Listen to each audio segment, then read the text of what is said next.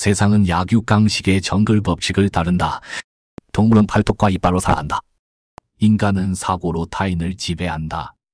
핵심은 인간 심리를 조종하는 방법을 아는 것이다. 다음 5가지 인간 조종술은 바로 이 논리의 핵심을 보여준다. 첫째, 인간 심리를 조종하는 설심술. 고대 설심술은 인간 심리를 통제하는 고전적 수단이다. 핵심은 타인을 미리 설정한 범위로 유도하는 것이다. 무의식의 기계적 반응을 이용해 목적을 달성한다. 예를 들어 뭔가 마실 것이 필요하냐고 물으면 대부분 거절한다. 하지만 커피와 녹차 중 뭘 마실지 물으면 대부분 그 중 하나를 고른다. 이는 상대방의 기존 사고를 깨뜨려 순간적으로 뇌를 공백 상태로 만들어 유도에 따라 선택하게 만드는 것이다. 여자를 쫓을 때 직접 스킨십 기회를 만들거나 식당 직원이 계란 1개 추가할지 2개 추가할지 묻는 것도 계란을 추가할지 말지 묻는 것이 아니라 본질적으로 설심술로 상대의 본능적 거부감을 우회해 기계적 반응이 결정을 주도하게 하는 것이다. 둘째, 가장 강력한 세뇌, 보스의 제왕술. 기업 경영은 나라를 다스리는 것과 같다. 보스는 제왕술을 써야 하며 핵심은 직원들의 인식과 환경을 바꾸는 것이다. 2가지 원칙을 지켜야 한다. 직원들의 과거 사고방식을 부정하고 단순한 진선미를 버리고 보스의 전략적 사고를 받아들여 자비로운 마음과 강력한 수단을 모두 갖추어야 한다. 첫 번째 수단은 직원 가치관 바꾸기. 가치관은 오랫동안 형성된 사고의 틀이다. 바꾸려면 반복적으로 주입해야 한다.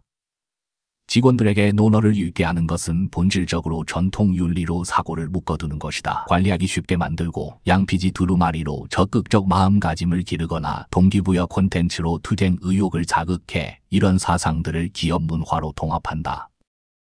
아침 저녁으로 읽고 반복 암기하는 방식으로 인식에 새겨 넣는다. 주의할 점은 회사에 이익이 없어 돈을 나누지 않으면 아무리 강한 세뇌도 소용없다는 것이다. 세뇌의 목적은 보스와 직원의 공동부의 목표를 실현하는 것이어야 하며 직원을 속이는 것이 아니다. 둘째, 환경을 바꿔 안전지대로 직원을 묶어둔다. 인간의 핵심 요구는 정신적 즐거움과 신체적 편안함이다.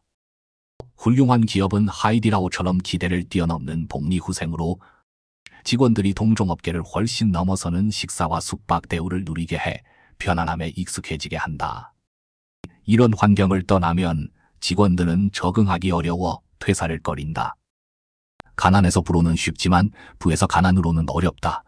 안전지대로 묶어두는 것이 단순한 설교보다 사람을 붙잡는 데 효과적이다. 셋째, 권력 견제술로 권력의 핵심을 지킨다. 보스는 절대 부하의 권력이 너무 커지거나 특정인에게 과도하게 의존해서는 안 된다. 견제를 통해 권력 안전을 유지해야 하며 한 사람을 승진시킬 때 빠르게 다른 사람도 승진시켜 견제하게 한다. 즉 충심만 쓰지도 간심만 쓰지도 않고 양쪽이 서로 견제하게 한다. 더 치열하게 싸울수록 보스의 권력은 더 안정된다.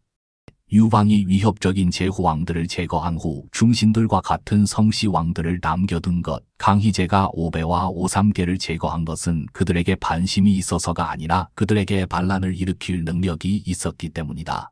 한무제가 초운령으로 제후들이 자손에게 토지를 나누어주게 해 제후 세력을 약화시킨 것도 견제술의 고전적 적용이다.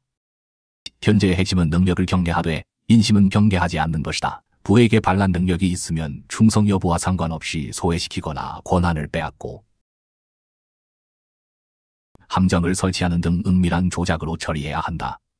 정규 절차를 따라 상대방에게 준비할 기회를 주면 안 된다. 동시에 제도 설계는 반드시 인심에서 출발해야 한다. 독을 할 때 아들이 무덤에 들어가고 아버지가 밧줄을 잡는 것처럼 이익 앞에서 의의를 잊지 않게 하고 음식을 나눌 때는 나누는 사람이 마지막 그릇을 가져가게 해 공정함을 보장한다. 인간성을 믿지 않아야만 제도로 인간성을 제약할 수 있다. 넷째, 신비감 유지, 위험을 지키는 핵심. 정광 그 꼴이 말했듯 신비감 없이는 위험도 없다. 리더가 직원들과 형제처럼 지내며 사생활을 노출하면 직원들이 경외심을 잃는다. 부모가 자녀를 과도하게 네 아이 하면 훈육이 효과를 잃는 것과 같다. 신비감을 유지하려면 감정과 생각을 숨기고 회의할 때 먼저 부하 의견을 듣고 나서 결론을 내려 신중하게 고려한다는 인상을 주고 사적인 자비와 취미를 덜 드러내며 거리감으로 위험을 유지해 부하들이 파악하지 못해 지시에 따르게 한다. 다섯째, 이익 결속 이용 인간성의 근본에 순응하기.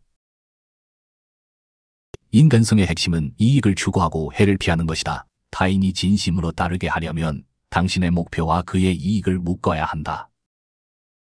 팀을 이끌 때 그림의 떡만 그리지 말고 프로젝트 완료 후 수수료, 보너스, 승진 기회, 심지어 초과 달성 시 주식 배당까지 명확히 약속해야 한다. 파트너와 거래할 때는 윈윈 방안을 설계한다. 상대방 고객 확보를 도와주고 저렴한 공급을 받는 식으로 상대방이 당신과 함께할 때 실질적 이익이 있음을 명확히 한다. 영원한 충성은 없다. 영원한 이익만 있을 뿐이다.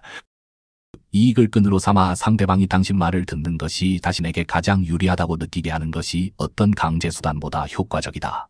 이것이 5가지 권모술수 중 가장 근본적인 것이다. 인간성의 본질에 완전히 부합하기 때문이다.